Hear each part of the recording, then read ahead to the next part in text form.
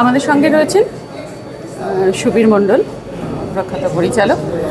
সুবীর তথ্যচিত্র নির্মাতা তো বটে, সুবীর একজন সমাজ সচেতক মানুষ। এর আগে বহু তথ্যচিত্র সুবীরের আমরা দেখেছি। আজকেও এই আন্তর্জাতিক কলকাতা ফিল্ম ফেস্টিভ্যালে আমরা সুবীরের একটি তথ্যচিত্র দেখার সুযোগ পাব। সেই তথ্যচিত্রটা সম্পর্কে এবং সুবীরের কাজ সম্পর্কে একটু জানব। সুবীর, এই যে এবারে যে তথ্যচিত্রটা দেখানো হচ্ছে এবারের আন্তর্জাতিক কলকাতা ফিল্ম ফেস্টিভ্যালে, সেই তথ্যচিত্রটার তৈরির ভাবনাটা কীভাবে এলো? ভাবনা বলতে এটা একটা সরকারের, পশ্চিমবঙ্গ সরকারের একটা তথ্যচিত্র। এটা হলো পশ্চিমবঙ্গ সরকার 10টা জায়গাকে বায়োডাইভার্সিটি হেরিটেজ সাইট হিসেবে নির্ধারণ করেছে এবং করে সেটা সংরক্ষণ করছে। সেই সংরক্ষণের জন্য মানুষকে অ্যাওয়্যার করা, সেটার জন্যই, মানুষকে সচেতন করবার জন্যই এই ছবিটা। সরকার থেকে আমাকে আমন্ত্রণ জানানো হয় ছবিটা করবার জন্য। এটা আমার সৌভাগ্য, আমি কৃতজ্ঞ যে পশ্চিমবঙ্গ সরকারের পরিবেশ দপ্তর, পশ্চিমবঙ্গ সরকারের পরিবেশ দপ্তর তার বায়োডাইভার্সিটি হেরিটেজ আর বায়োডাইভার্সিটি হেরিটেজকে রক্ষা করবার জন্য জীববৈচিত্র্য পর্ষদের মাধ্যমে এই কাজটা করে থাকে। তাদের মাধ্যমেই কাজটা হয়েছে। ফলে কী হয়েছে, আর এটার একটা মজা হলো, এই ছবিটা জুড়ে বাংলার প্রকৃতির মজাটা পাওয়া যাবে। বাংলার প্রাকৃতিক বৈচিত্র্য একেবারে হিমালয় থেকে একেবারে সমুদ্র পর্যন্ত। আমরা তো সবাই জানি উত্তরে আমাদের হিমালয় আর নিচে বঙ্গোপসাগর আমাদের ম্যাপের নিচে। সেই 8টা জায়গাকে ধরে, এই 10টা জায়গাকে ধরে 10টা বিভিন্ন লোকেশনে শুটিং করা হয়েছে। সেটা ছিল খুব চ্যালেঞ্জিং একটা বিষয়।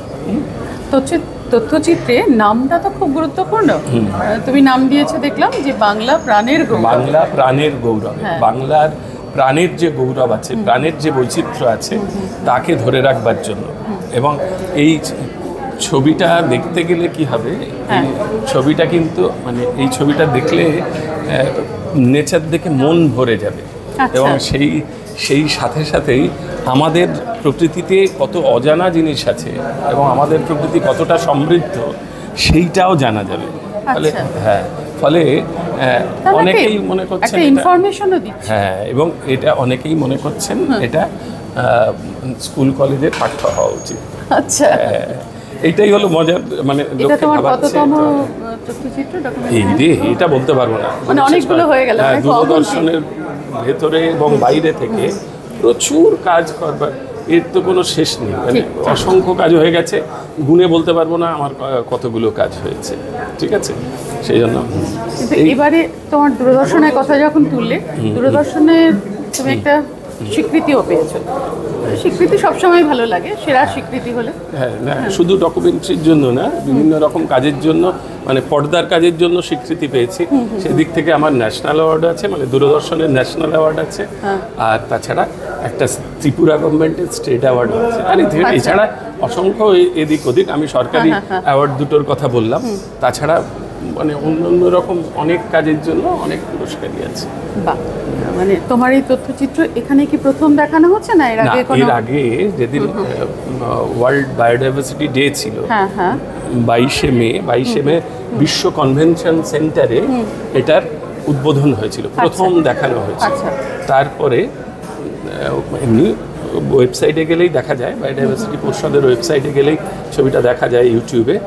আর তার সাথে এই সেকেন্ড স্ক্রিনিং এখানে হচ্ছে।